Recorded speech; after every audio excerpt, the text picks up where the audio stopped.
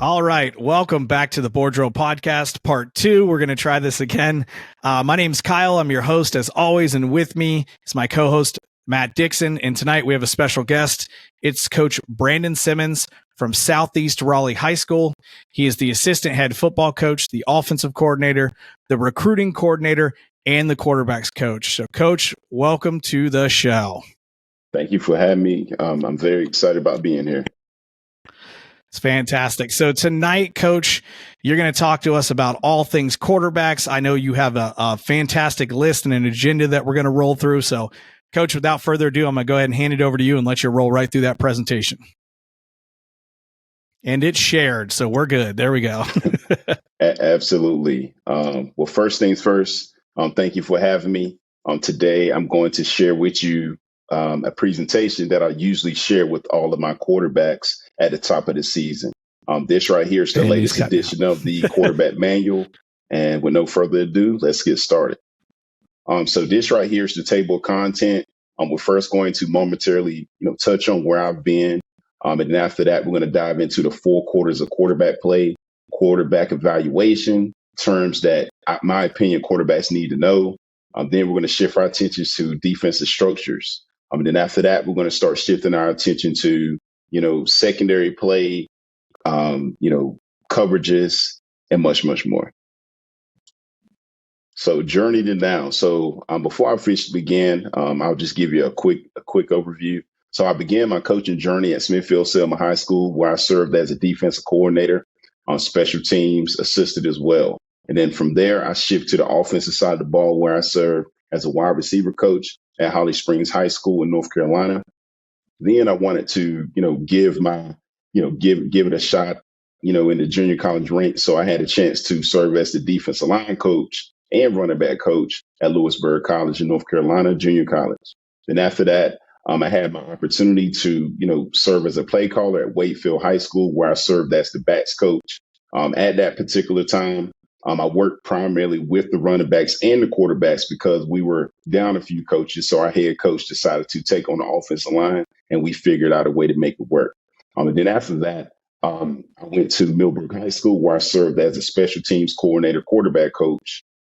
And then Green Level High School, I served as a backs coach, offensive coordinator, head JV coach. And then lastly, I'm here at Southeast Raleigh, quarterback coach, but also work with the wide receivers in the backfield as well. And I serve, as a recruiting coordinator, assistant head coach. So that's just an overview of my journey thus far. Love it, Coach. I love the visual that you have here. It's A1, Coach.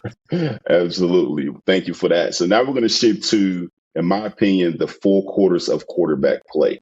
Okay. So first quarter is broken down like this. When I think about first quarter, I think about knowledge. Okay. So the words that I share with the guys is learn and master the details of playing the quarterback position and leading the team. Okay. Second quarter, it's all about discipline. So hold yourself and your teammates accountable to repeatedly do the right things. I do realize that, we're a creature of habits as coaches, but typically, the athletes do struggle with that just a little bit. Okay. Third quarter is confidence. Okay. So be consistent. Repetition is your friend, and be your true self. Okay. Fourth quarter is all about command. Be in complete control of yourself and your teammates, regardless of the circumstances. And then lastly, I have to include this. It's all about overtime. Okay.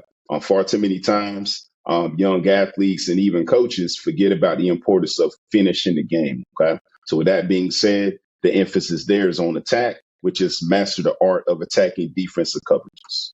Okay. So that is our 4 quarters of quarterback play. All right. Next, we're going to shift to quarterback evaluation. Now, I do give our quarterbacks notes through Huddle. All right. But I also give them a tangible piece of paper to look at as well. OK, so whenever I'm giving feedback, and feedback is very important, this is a little template that I share with them. OK, so on the left hand side, you see the play number. OK, to the right of that, you see the actual play call. And then I give them a plus or minus based off of their decision. Okay. If I think that it was a good decision, I'll give them a plus. If I don't think that it was a great decision, I'll give them a minus. Okay. Then after that, you shift to the right. There's mechanics, execution, result. Okay. And the C is completion, I is the incompletion, INT is the turnover. Yak, that's primarily for yards after contact. And lastly, a brief comment. Okay. So this right here is just an overview of our evaluations. So, Coach, I got a quick question for you. Yes, sir. Yeah, can you pop back to that one? Yep. So how many times do you end up writing a couple minuses on there, but then writing great play at the end because maybe everything broke down and they had to scramble and maybe they didn't quite make the right decision, but they ended up throwing a touchdown? Do you have a lot of those or a handful of those a year? Well, whenever I'm giving feedback, to me, it's about the bottom line because at the end of the day, I do believe firmly that players just need to be players. And what I don't want to happen is, I don't want our guys to play like robots. I want them to play hard, but as long as they're doing what's best for the team, I'm pretty flexible there, pretty lenient. Yeah, defensively, I always felt the same way. I'm like, well, you didn't quite do the right thing here, and maybe you read the wrong thing, but you ended up getting the ball here and you ran it back for a touchdown. So I can't really tell you suck too bad. So absolutely. The bottom line is Coach, I got a question as well, if you don't mind. Absolutely. You have yards after completion or yards after contact here. Can you kind of talk as why that's so important to you, being a quarterback coach? Well, so and that's a great question. My personal belief is that don't go down on the first contact, because what typically happens is playing the position. I personally think that it's important for you to win the trust of your teammates. For some odd reason, people don't think that quarterbacks are tough. Well, guess what? You have an opportunity to display your toughness by making that extra play. Now, there's a difference between, attempting to be a running back and just, doing what's best for the team by, getting an extra yard. So I do believe in, being tough and doing what's best for the team, but also protecting yourself as well. Absolutely. Perfect. Okay. Good questions. Okay. So now we're going to shift to key terms. Okay. And the reason why it's important for quarterbacks to learn these terms is so that we can use buzzwords on the field. Okay. So this first list of terms look like this, and I'll zip through this and give you guys just the meat of it. Okay. So the first word we have is LOS, which is line of scrimmage. Okay. And then after that is EMLOS. For us, that stands for in man on the line of scrimmage. Okay. We use this a lot when we're, implement our read game. Okay. So here, pull option plays, those sorts of things. Okay.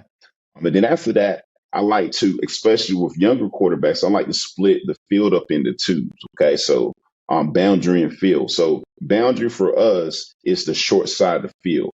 Okay. And that is identified by that ball being on the hash. Okay. That's boundary. Field is the wide side of the field when the ball is on the hash. Okay. And again, with younger quarterbacks, I'll start off with this. And then once they start to build their confidence, then we start looking at some of the full read progression. Okay. Zone blitz. Okay. And that's a tactic. And, you don't see that a lot in high school, but we do see it on Saturdays and on Sundays. But zone blitz is a tactic where the defense rushes the quarterback with 5 or more defenders and plays zone coverage behind it. Okay.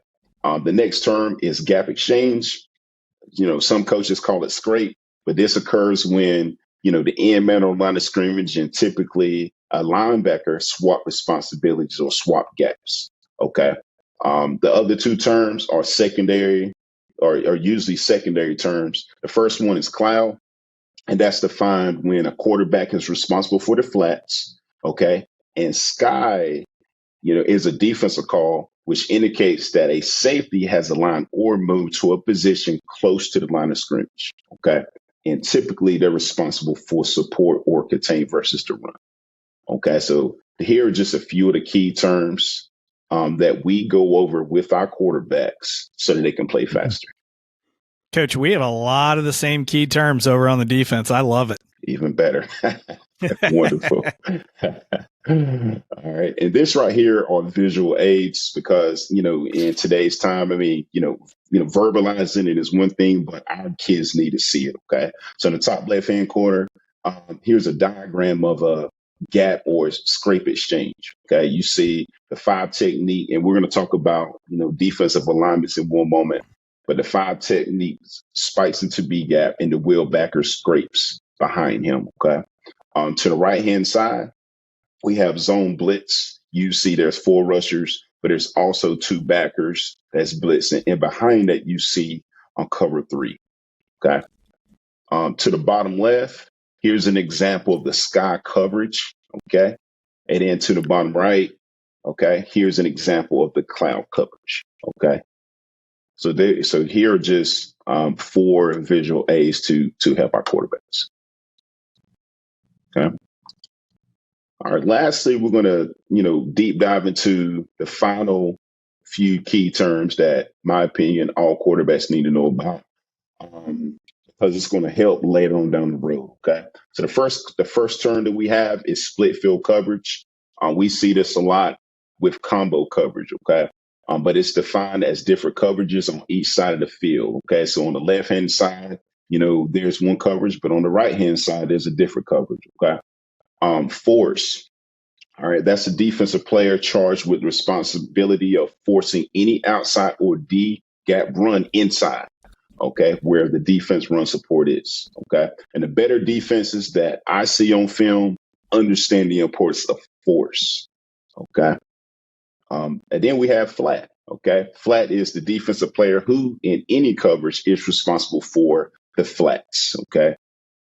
Overhang. Okay. Some coaches call it overhang. Some coaches call it apex, but some coaches call it the walk. Okay. I had a chance to go to an air raid clinic over the weekend, and the air raid coaches refer to the overhang players as walk defenders. Okay. So I included that. Okay. But that is the defender that aligns outside the formation, typically coming close to splitting the difference between the end man on the line of scrimmage and the closest receivers. And these players are typically between 4 to 5 yards. Okay. And then the last few terms, are buzzwords that we use with secondary play. Alley, sink, SCF, and delete. Okay. Alley, that refers to a specific area on the field. Sink refers to a player who gets depth when the ball is snapped. SCF is an acronym for seam curl flat. Okay. And then lastly, delete is referred to a defensive player who is by himself on the backside of a 3-by-1 formation. Some coaches call it a solo. Okay. So those are just a few additional key terms that our quarterbacks need to know about. Yeah, I think it's important, Coach, that you define that stuff with your players and with your quarterback especially, that while you're communicating with him, he's able to use that same terminology, and it really makes the communication process so much more efficient. And a lot of coaches just go right past this because they're not thinking of what their players know. Absolutely. And you bring it up a great point here. The reason why I clearly define these terms is because, one, I'm a teacher. And I never assume that my students or my quarterbacks or my athletes know this stuff. Okay. Now I do warn them, hey, listen, if you know this stuff, I apologize in advance. But we're going to review it and make sure we're on the same page. Okay. And what typically happens is, a quarterback after the meeting or a student after the meeting will walk up and say, hey, coach, I had no idea what that term meant. Thank you for going over that with me. Okay. So I never assume, so that we're on the same page when we're installing. No, it makes perfect sense. As much as we're coaches, we're all teachers. And I think that's a big thing of sometimes we think that others are on our level, and not to say that we're just above everyone, but a lot of kids, heck, I know a lot of guys that played college and a few that played NFL that don't know some terms. We all know that famous clip of Brett Favre talking about it when he was like, when he looks over and he goes, what's a nickel? And they're like, Coach, or they're like, Brett, it's when they bring a linebacker off the field and put a DB on. And he goes, oh, who cares? Oh. And right, like, and I know that's an extreme case, but there's a lot of people that don't always understand every definition. I've been there because we use different terminology sometimes. I'm like, what do you mean by this? And I'm like, oh, okay, yeah, it's just that, so. And I'm guilty of that as well. Anytime that I work with different coaches, if I'm unsure, I ask them for clarity. Hey, what is that? And then once they explain to me, I'm like, oh, okay. But yeah, common terminology is so important. And that's something that we speak with our coaches about all the time. But yes, absolutely.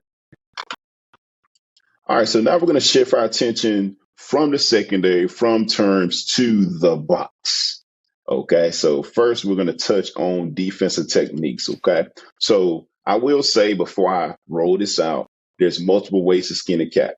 Okay, for our guys, we feel that this language here works better. Okay, so again, there's multiple ways to teach this. Whatever your method is, you stick with it and go from there. Okay.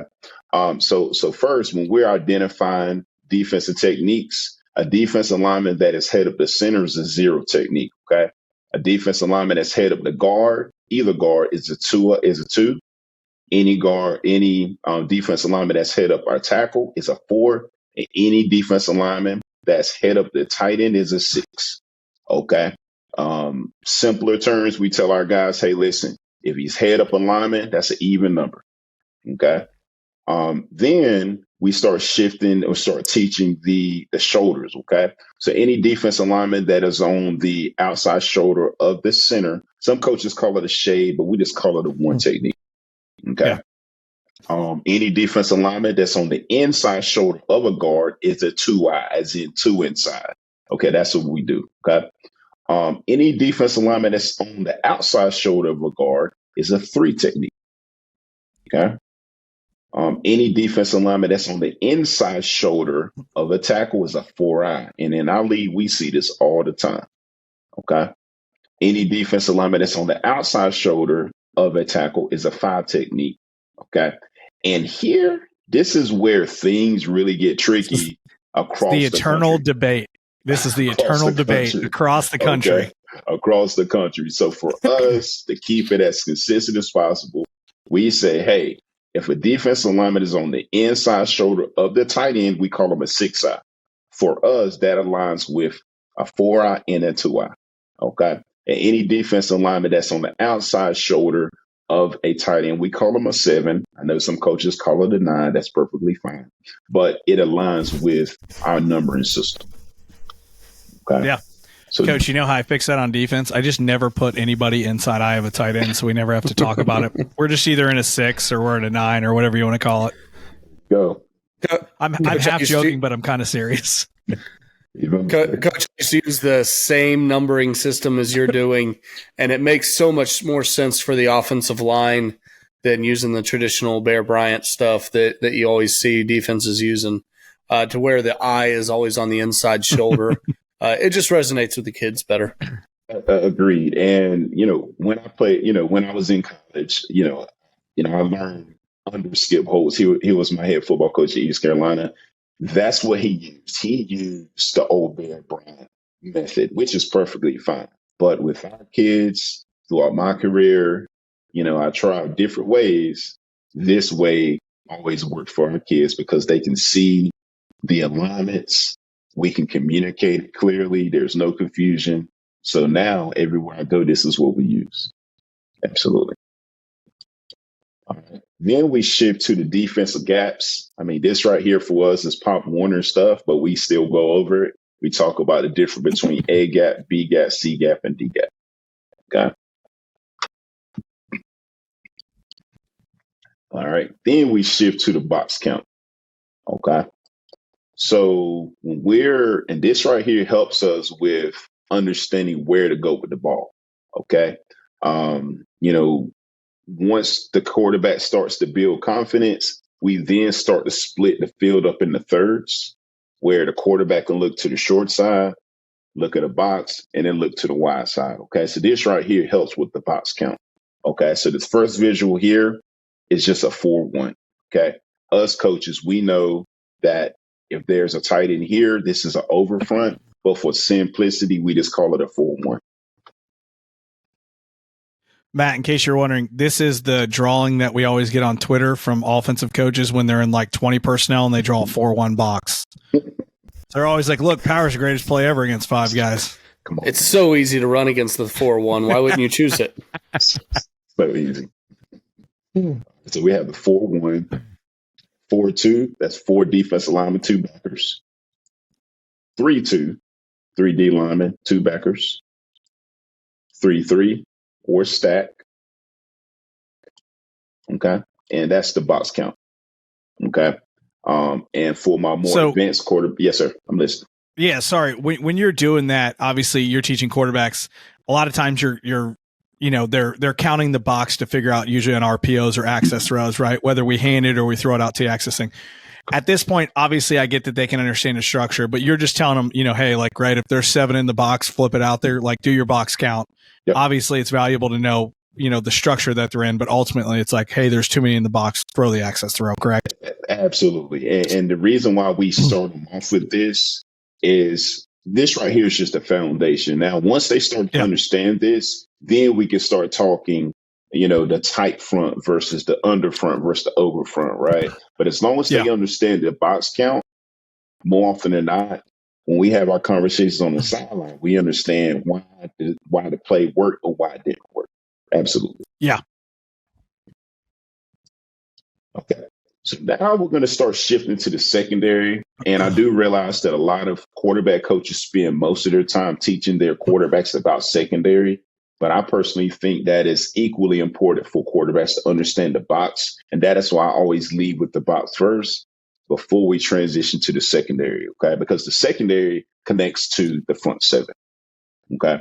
So now, boy, girl safeties. Okay. So, this is going to piss a lot of people off right here, calling somebody a girl safety. Well, hey, this is what we use, and it is what it is. So, so the boy safety. So whenever I'm speaking to the quarterbacks, a boy safety refers to, the safety that's on the hash. Okay, that's nearest the solo receiver. Okay, the reason why we put an emphasis on him identifying where this safety is because this is a danger player. Okay, this player right here can help bracket this solo receiver. Okay, and with younger quarterbacks, they have to understand the numbering system where they'll look to the left. Hey, if our numbers are even, I can go to that side.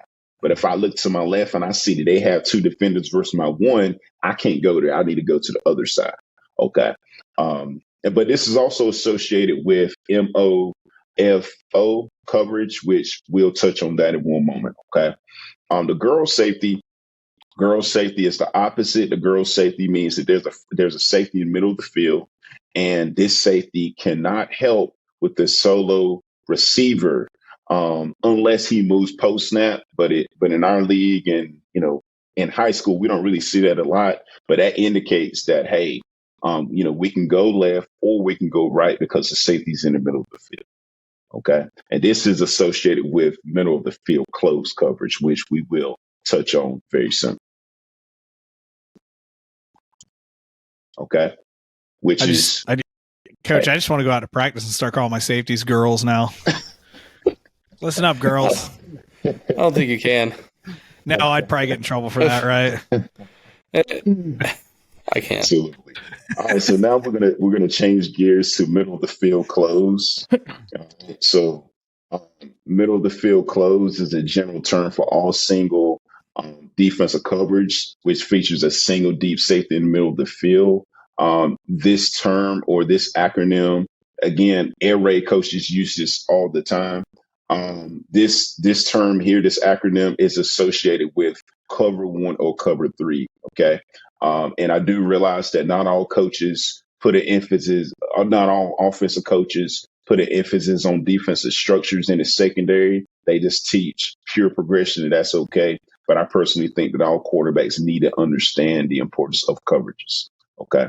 But this right here is an example of middle of the field close. All right. And this right here is a visual structure. Okay. Middle of the field close, cover 3.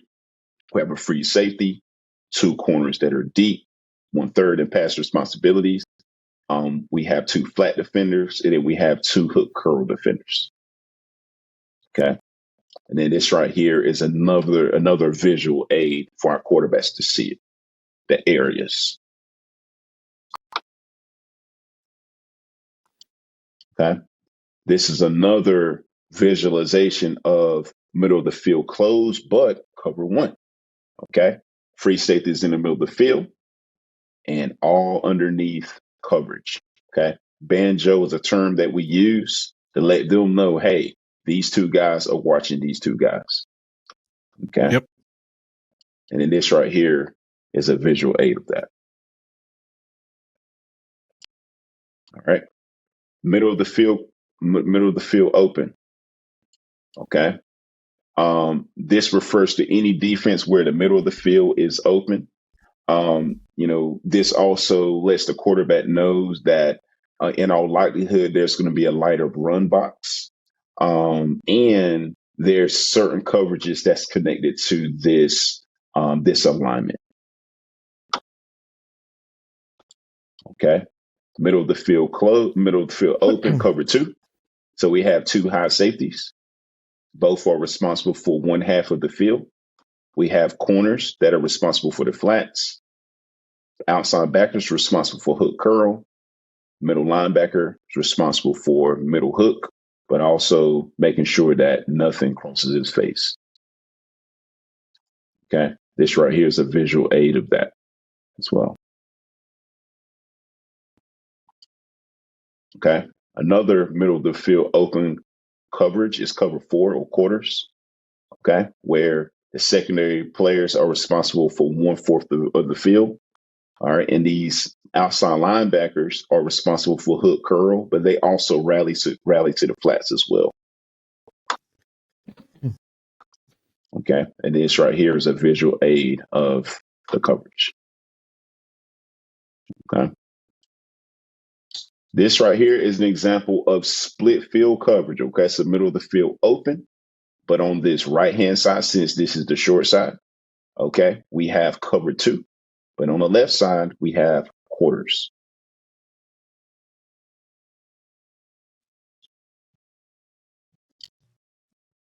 Here are diagrams associated with it. Okay. Next, we have coverage identification. Okay. So here are these next few slides are more so for the quarterbacks on the field. Okay. I stand behind them and ask them, hey, where the safeties at? I need my guys to point out. Okay. Point out every single time. Okay. But pre-snap, I asked them to find the safeties because corners lie and safeties tell the truth. Questions that they need to ask themselves. How many are there? What is their alignment? Okay. Key their feet. Are they leaning off of a hash? Are they starting to open their hips? Are they leaning downhill? Okay. These are great indicators on the field, but these are also great indicators on film. Yeah. Okay. This right here is a visual aid of the movement. Okay. But key in the movement of a hash safety. Okay. If the safety spins downward, that's middle of the field close, cover 3. If he spins at a 45-degree angle upward, that's middle of the field open, cover 2. If he goes straight back, that's middle of the field open, cover 4. And if he rocks to the middle of the field, that means that safety on the opposite side is going to spin down, but that's middle of the field close, cover 3. Okay. All right. So this is what they begin seeing on the field. Okay. So when they see a free safety that's upward and another safety that's downward, okay, in all likelihood, they are going to assume that it's a cover 3. Okay. And the words I use is if one safety is lower than the other safety, then it means he is likely coming to the flats, giving you a middle of the field close, cover 3. Okay. Scenario 2. If the safeties are very deep, have open hips, and works off the hash marks, then they're middle of the field open and likely giving you cover 2. Okay.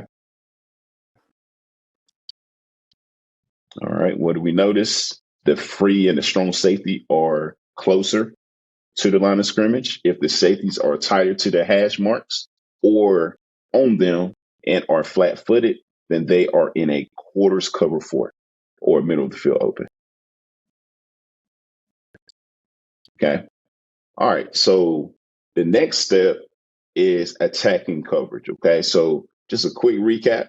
We talked about the specific middle of the field open, middle of the field close. We talked about the alignments. Now we're going to talk about how to attack the coverage. Okay. Hey, And Coach, usually, real quick yes, before you get into that, couple questions. Actually, one of our viewers shot me a couple questions. So they asked basically, when you're presenting this to quarterbacks, how do you break it all up? Obviously, this is a lot of information. it is. And it's information we know real well as coaches, but how do you break it up? Obviously, it's probably not all at once. How do you organize teaching this to your quarterbacks? So that's a great question. So install plan. Okay. So I always ask my head coach, how much time do I have? And he used to say, hey man, spend as much time as you need. So usually I break each section up into a focus. Okay. So on day 1, key terms. Day 2, box count. Day 3, coverage. Day 4, and we just keep stacking it. Okay. So I usually present it in the spring, but I then go back and present it in the fall as well for my younger quarterbacks. Yeah, and that was my next question, was kind of how I'm going to use that teaching term everybody loves. How do you scaffold it for young guys to old guys? Because I know defensively, and a good friend of mine, we used to talk about this, that we actually built terminology and things kids should know by each level. Like, obviously on defense, we ran a bunch of stuff by the time they were seniors on varsity, but like as a JV kid, by the time he had sophomore year, he should be able to run palms coverage, mod cover 4, and, start to learn rip lists. And then we would kind of progress from there. Do you have that progression as they get older, or are all these quarterbacks going through the same progression at the same time? So I've done it both ways in my career. I broke it down by year, but I also break it down by skill set, and I adjust accordingly. I don't believe that one shoe fit all. Basically evaluate where that quarterback is, and ultimately my goal as a coach is to help my players be as successful as possible. So learning styles, learning styles is very important, and once something works, I pretty much stick with it. Some guys can handle a lot of information, some can't, and that's perfectly fine. The goal as a coach is to adjust to the learning style. Yeah, no doubt. I know that was something we've talked about quite a bit, right? The teacher thing, and we use terms like small group instruction and scaffolding. So Yep. I'm not a teacher anymore, but if my old APs are listening, I still know the terms and I still use them. So I need to get a good review here. Sorry, guys. All right, so let's get back to attacking coverage, Coach. Didn't mean to cut you off too much there, but it was our first question from a live audience, so we're going to take it. Not a problem at all. Okay, so now we're going to shift our attention to attacking the coverage. Okay, so we built a framework with the coverage. Now let's talk about the weaknesses in the coverage. Okay, so right here we have middle of the field closed cover 3. Okay, the green marks is the weakness to the coverage. Now, as a quarterback, you're responsible for executing the play call. Okay, so on the left hand side, the weakness to cover 3 is the flats. Then we have the seams. Okay. Then we have this area behind the Mike backer and the Sam backer. And then we have the area between the backers. Okay. So green zone, and some coaches call it grass, and that's perfectly fine. But here are the weaknesses to the cover 3. Okay. This aid here is the weakness to a cover 2. Okay. So quarterbacks must understand that the soft zone in the cover 2 is in the middle of the field, deep and outside, between the apex defenders and the corners, and between the inside backers and the outside backers. Okay. You also have this area here. Some coaches call it a hard deck. Okay. But yeah, that's a weakness to the cover 2 defense as well. All right. Then in the cover 4, okay, because these two guys are responsible for getting deepest, the deepest. but they'll give you all this stuff up here. Okay. We have the flats. We have in front of the free and the strong safety. We have areas between the wheel mic, the mic, and the sound. Okay, so those are weak areas to the cover 4 defense. Now, I'm going to add to that. If there's any offensive guys listening that want to know, throw double post against cover 4. You'd be shocked at how well it works. It is a cover 4 destroyer. Well, I will say, and I'm glad you brought that up, double post is a fantastic concept. Now, what must happen, okay, those two guys that are running those posts, they can't run into the same window, because if they break into the same window, then it muddies the reads for the quarterbacks. Okay, so that guy in the corner keeps it skinny, and we're in trouble. Absolutely. So double post or post dig, whatever you have to do to clean the picture up for you guys, so be it. Listen, we got another comment that says easy with the double post talk. I'm going to assume that's Cody Gardner in there throwing that out, but that's hysterical. Thanks, man, for being in here. Sorry, Coach, go ahead and keep going. Not a problem at all. Not a problem at all. Love it. And again, any questions pop up, just let me know and I'll adjust. Okay.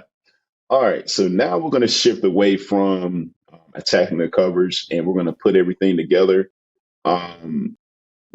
Putting it all together, the quarterback plan for success. I think that if you can answer these questions, you'll be perfectly fine. Okay.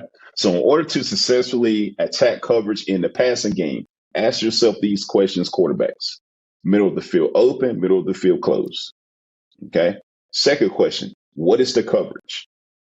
And again, I understand some coaches don't teach coverage. They teach progression. That's perfectly fine. But my guys, what is the coverage? Third question, what is the call, or what is the concept? Okay. 4, who is the conflict defender? As in, who are we attempting to attack here? 5, where's my check down? Okay. Young quarterbacks really need to know this. And then 6, what is my plan versus pressure? Okay. If you can answer these 6 questions pre-snap, okay, and execute the play call as a quarterback, you will not only build confidence, but you'll also be able to lead your team offensively to a lot of success. Okay. All right. So quick recap. Journey to now. I just touched on, my coaching experience. Then after that, we shift to the 4 quarters of quarterback play. We went over a quarterback evaluation sheet. We highlighted 2 group of terms and also show diagrams. Then we shifted to defensive structure, boy-girl safeties, middle of the field closed versus middle of the field open, coverage identification, how to attack coverage, as in, the weaknesses to the defense, putting it all together. And at the very end, I'll have my contact information up there. That's awesome, Coach. It's thorough, and I kind of like the way you go through it. And obviously, a big piece of that is your ability as a teacher to teach those quarterbacks, right? It's easy to throw it up all there. Not saying it wasn't hard putting this presentation together, but it's easy to talk about it. The tough part is training a 16 to 18-year-old kid how to look at all that stuff. And I think that's probably where the secret sauce is, right, Coach? Absolutely. Absolutely. And again, I believe in learning styles, and I believe in meeting kids where they're at and adjusting accordingly. I mean, you just said it. I mean, there's some guys that want to play the next level, but not everybody want to play the next level. And that's okay. The ultimate goal is to maximize your room, build confidence, and help your team be successful. These concepts, this presentation can be applied to any system. Triple option, single wing, air raid, West Coast. Hey, this right here is just a basic overview of, in my opinion, what quarterbacks should be thinking about. Matt, did you have a question? Oh, I got a lot. Here we go. All right. So the first thing, Coach, is I want to say, you said you had something in your slideshow that I haven't really heard an offensive guy say, but it was beautiful, and it's simplicity. And that's that corners lie. Okay. Kyle, Sometimes. All right. I only say sometimes because Kyle sensed some corner blitzes that were really bad, and they showed it sometimes. But you're absolutely right. Cornerbacks lie. They'll try to trick you into something. They'll try to press you, and they're going to bail. But the safeties, that's where the key sauce is. Knowing where those safeties are going and where they're acting and how they're impacting the play. That's going to tell you really not only what the corners are doing, but how the outside linebackers are going to play the play. And the simplicity of what you said, that corners lie, I mean, is a great thing to tell a young quarterback when he's out there looking around. A lot of times the quarterbacks want to focus on the corners, right? Quarterbacks, they want to focus, the young guys, they want to look at what's going on the outside. But it's not about that. It's about what's happening with the safeties. And I thought that was an excellent point, Coach, if you want to expand upon that anymore and how you kind of teach the kids about that. Yeah, absolutely. And that's a great point. And the reason why we, put such an emphasis on that is because, like you said, the cornerbacks do lie. They can play the games, and they can play those games because, they have the sideline as their friend. Okay. Well, safeties, they don't have that luxury. If you're getting beat deep as a safety, before too long, you're going to probably come out the game because there's so much space that's open to the offense. And safeties don't have the luxury of using the sideline to protect them. So absolutely good point there. Why do I feel like every podcast we target my people, Matt? I mean, I played corner. I think you guys just have a good time targeting me. I'm a nice soft target now in my old age. Just digging in so bad. Well, it's because what do you actually get there at high school in the corner position? You're going to get someone who's really fast, someone athletic, but they're not going to be an in-the-box player. They're not going to be someone coming downhill. I'm not going to put somebody there if I'm a defensive coach. It's going to be your stud inside player coming up to make a play. So in this case, it's a little bit different, but usually it's because of that, because you corners are soft. But that's it. You know what? Board drill challenge. Board drill. Let's go. Coach, if you could, we're going to kind of continue this conversation. Go ahead and take that presentation down just so it full screen us again. Coach, you walked us through this whole process that you take your quarterbacks through. I assume this is mainly off season you're working with these guys, or is this you during your fall install? What kind of time frame are you using for this? So the more time I have, the better. But what I do is, so the first question I always ask is, how much time do I have? And based off of that answer, I make adjustments accordingly. Okay, like in the presentation, again, that right there is just the full rolling. Okay, in a perfect world.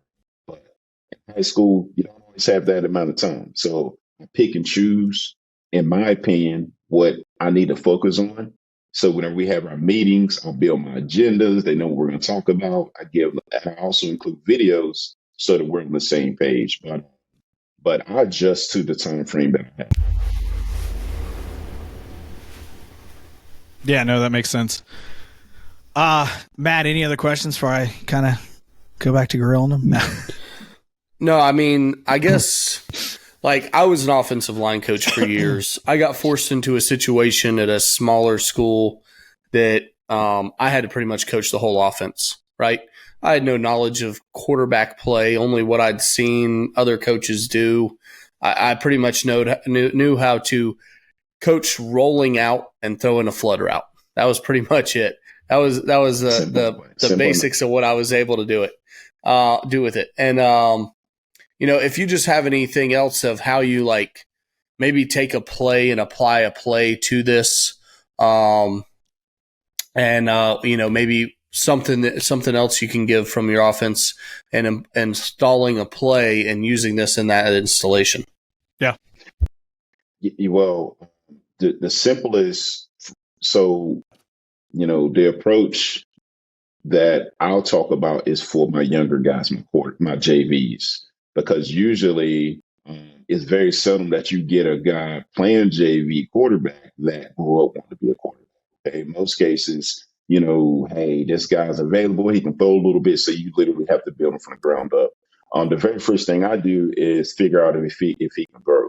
And then after that, I evaluate him and try to figure out the best way for him to throw.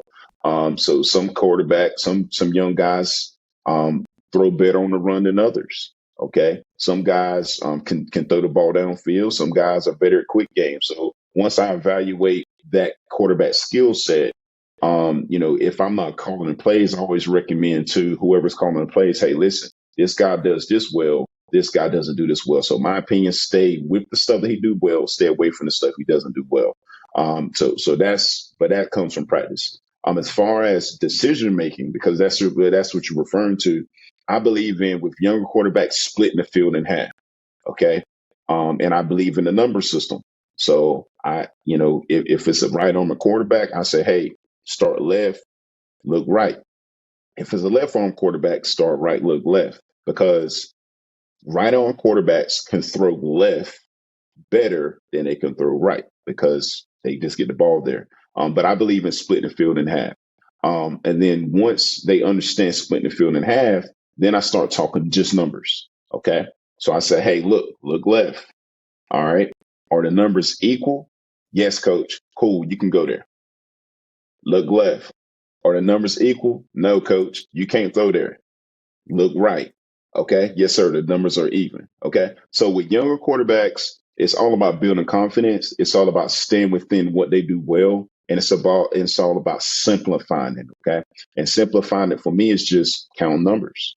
Just count numbers. Because JV, you don't really see a lot of pre-snap and then post-snap they move. You just don't see that. And if we do, then we'll make adjustments accordingly. But just simplifying it so they can play fast with confidence. Because there's already a lot of pressure. Memorizing the play call, getting it in, not fumbling the ball, and you just want to keep the confidence up. Yeah, and I completely agree with building upon your strengths, right? If you're a coach, try to take that player, build upon his strengths, make him better at what he's good at. That's going to increase his confidence, as you said, Coach. And that does wonders for players, and you see their other skills start to rise around them. Absolutely. And lastly, to further elaborate on that, I mean, coaching in high school, coaching that position, you get all types of quarterbacks. I mean, I've had dual threat guys. I had, true pocket passers, guys that don't throw it well. I mean, the list goes on and on. As a coach, my goal is to help that young man be successful by figuring out something that he can do consistently to keep his confidence up. And that's okay. Yeah. 100%. At the end of the day, the kid's got to feel good about it. That's why you always hear offensive guys meet with their quarterback and say, what do you like? Always. Even though I was a defensive guy, even when I was a head coach, I used to sit down with my quarterback every Friday without the OC and ask him, hey, what do you like? I'm just curious. Yes. He'd go through it. Normally they agreed. And during the game, I knew if we were in trouble and I had to make a suggestion, right? I'd be like, hey, do this, because I knew my quarterback was really comfortable with it. I didn't do it very often. I maybe did it about twice. But then again, I wasn't that good of a head coach. So that's probably not great advice. So, so Coach, I believe in meeting with the guys too. Like something that I try to do as much as possible is meet with them and just you talk me through your decision. Okay. Yeah. And I'm not here to jump on you. I'm not here to embarrass you, but I want you to see the game the way we see the game. Okay. But just give me the why. And then sometimes even on the field, I ask, okay, why you made that decision? And I'm not asking you that to embarrass you. I just want to know your decision making. Right. So there's nothing wrong with that. No, not at all. So, Coach, obviously you went through all the zone coverages and stuff, and you touched on a few other things. Are you guys seeing a lot of, like the match coverage? Like, when I was coaching, we ran a lot of palms, the two read stuff. We ran some rip liz, which ultimately is very cover one-ish. But have you seen a lot of match, and do you change any of that for your quarterbacks if they're seeing a lot of match coverage? Yeah, well, so we believe in installing the concept, and we give the guys the why behind the concept. And if we, for example, see a lot of man, well, we do have man beaters, and we explain to our guys what those man beaters are. For example, if we see man, rub routes and quick game and all that good stuff, right? Bunch type formations, we adjust week to week based off of what we see. Typically in our area, in the triangle, We see more zone, more 50 fronts than anything else. But if we came across any defense that gives us a lot of palms or, 0 or 1, we'll adjust accordingly, and we'll try our best to, we'll do our best to adjust. Yeah, absolutely. Well, Coach, I know we've kind of talked through a lot of stuff tonight, and we haven't done this in the last couple episodes, but we got to bring this back because we really built our podcast on this. So we're going to ask you this question. If you've listened to any of our stuff, maybe you know. What is the best thing or most unique thing that your program does that not a lot of other people do, or maybe that people don't even know about at all? And this can be on the field, off the field. It could be a fundraising thing. I don't care what it is. But we ask every coach this, and we think it's important. I'm kind of dragging it out so you have a minute to think about it because it's, a lot of coaches got to think. But what is the most unique thing that you guys do over there? I'll say, wow, that's a good one. I'll say we take great pride in building men. And what I mean by that is this, we take care of our players. We take care of our guys. We want to be able to connect with our players beyond the X's and O's. And the beauty of being in the school building is that I get a chance to see my guys every single day, just checking in, just saying hello, seeing how they are, making sure that they ate, that they ate something, and then most importantly, our guys do a good job of giving back to our community. Okay. Our area, Southeast Raleigh, we put a premium on, building championship teams, but equally just as much emphasis goes towards giving back to the community. So we have our guys reading to kids. We have our guys cleaning up. We have our guys just doing all they can to pour into the community. Okay. Because in today's climate where athletes are always taking, we also put an emphasis on them giving back to the community so that when they graduate, lead the program, we can continue on with that tradition. So I'll say we take great pride in building men for the future and giving back to our community. Yeah. And that is right. That's the thing that, normal people don't talk about with coaching. It's wins and losses. It's X and O's. It's you're no good because this happened or that happened and you suck. And it's more like, look, we're not doing this for the paycheck. We're not doing this for the wins, right? Because we get nothing out of it, right? Like maybe a couple of us who do really well and it's awesome. You get a state title ring and I'm happy for those guys that get one. But for the vast majority of us, we go out there because we care about the kids and we care about raising young men that are going to be great husbands and great fathers and great people in the community. And I think football coaches in America may be among the best at doing that. I'm not saying as a whole, obviously there's bad ones out there, but for the most part, when you look around, every coach we talk to talks about raising young men. You know what they don't talk about? Winning championships very much. We've had several state championship coaches, and other than the one that we made talk about his state champ, like we made him talk about it, that was kind of what it was based on. None of those coaches talked about their state championship very much. They were like, oh, after state. And I was like, yeah, coach, you're kind of brushing over the fact that you won state. And they're like, yeah, but that's not important. Coach Co did that last week, or it aired today, actually. On Coach Co's episode, he's talking about building relationships. He mentioned winning state championship one time. And that was really at the beginning of his story because he was trying to give a chronological order. So I think that says a lot about the men that we have on this podcast. And I'm super proud of the guests that we have on here and their attitude towards players. And I think that's what I love, is talking to guys that want to help these kids be great parts of, members of society and great dads and great fathers, not and also great football players. But right, that's not the only thing. That's not why we do it. I'm still waiting on the first $1 million payday, Matt, aren't you? Yeah, that'd be nice, huh?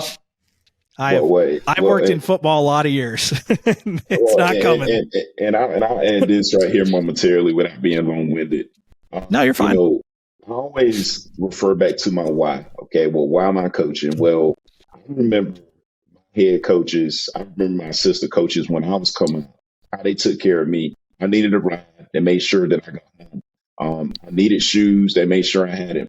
And then when I went to college, it was the same thing. Hey, we need you to be successful beyond playing, because once these days are gone, they're gone forever. We need you to graduate. One of my coaches told me specifically, Coach Holtz, Skip Holtz told me specifically, hey, we're using you for your athletic ability. All right. I need you guys to use us for our academics. Okay. And that's stuff. Yeah. Okay. Well, now looking into it right now, my goal is to help as many young men as possible so that when I hang up the whistle, maybe one will continue on that legacy and push down the tradition, So that's my why. Yeah. And I do think that, if you're going to be a coach, it's very powerful. The goal is to help as many young people as possible, because many of them, at least at our school, don't have father figures. Some do, but many don't. And we have to do what we need to do to help fill that void. Yeah, and I'll be the first. I tell people this all the time. That's not how I started my coaching career. I was worried about winning and this and that and all this stuff. By the end of my coaching career, I still think about those relationships. I still have players, when me and Matt were at Oviedo, that I text. I still have players from Oakleaf that I text. I still have players from everywhere. And really, it's some of the best things. Matt bumped into one of our former players at a sports bar one night, who is of age now, just prefacing that whole thing. And they FaceTimed me, and it was one of the coolest parts of my night, right? I hadn't seen the player in a couple of years. I've had a daughter since then. I got to show him my daughter on FaceTime and all run around. And it's just, that meant a lot more to me than any game we won during that time. Like, I gotta be honest with you, it may have not felt that way at the time, but now I'm like, man, it's way cooler talking to him and seeing him as a man and seeing how successful he is. So, I think that's a big part of it. And Coach, speaking of it, I'm just going to go ahead and pub this random thing. You talked about guys getting you shoes or something. So there was a coach earlier, by the way, we retweeted it on our Twitter, who's looking for size 14 double wide football cleats out there. So if you're listening to this podcast and you can get a hold of those for the coach, his name is Coach Alex Morgan. It's amorgan67 on Twitter. I'm not sure exactly what the school is. It looks like it's out there in Utah. It says T-ville. Sorry, I don't know every school. But if you're, we're here to help people. So if you're out there and you hear this and you can get a hold of size 14 double wide cleats, let's hook up Coach out there. So quick shout out to that. Matt, any other closing words before I close this out for us? No, Coach Simmons, it's very apparent you're there for your kids. You're there to build the kids, and it shows in the PowerPoint from the basics up. That you're trying to impart your knowledge on them and make sure that they leave with a greater knowledge of football and as greater young men. So, I mean, that's all you can ask for from coaches. Just a phenomenal job. It seems like you're doing out there. So Coach, keep it up, keep grinding, and we'd love to have you on again to talk some more ball.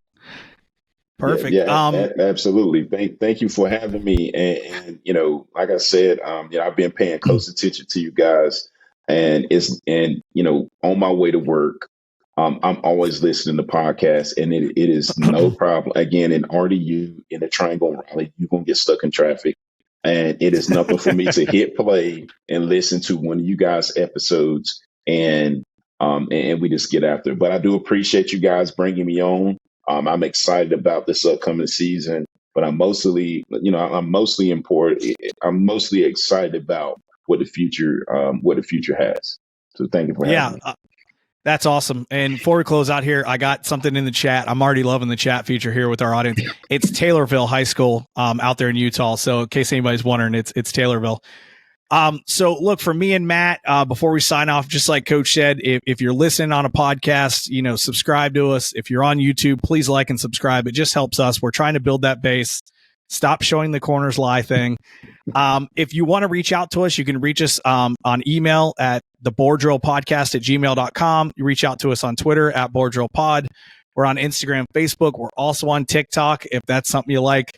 We're going to try to start creating a series on TikTok of kind of basic teaching football principles for young people, maybe not for the coaches listening, but for the younger demographic. So we're doing our best to create as much content as possible. But if you have any suggestions, if you want to come on the show, if you know a coach you want us to reach out to, I'll call anybody and get told no. I've been yelled at and cussed out by the best of them. So if you want me to reach out to a coach, I got no problem doing it. So for me and Matt, the Board Drill Podcast, Coach Simmons, thanks for coming on tonight. We really appreciate your time.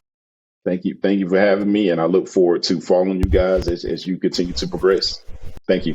Absolutely, Coach. Thanks. Appreciate you, Coach. No problem. Take it easy.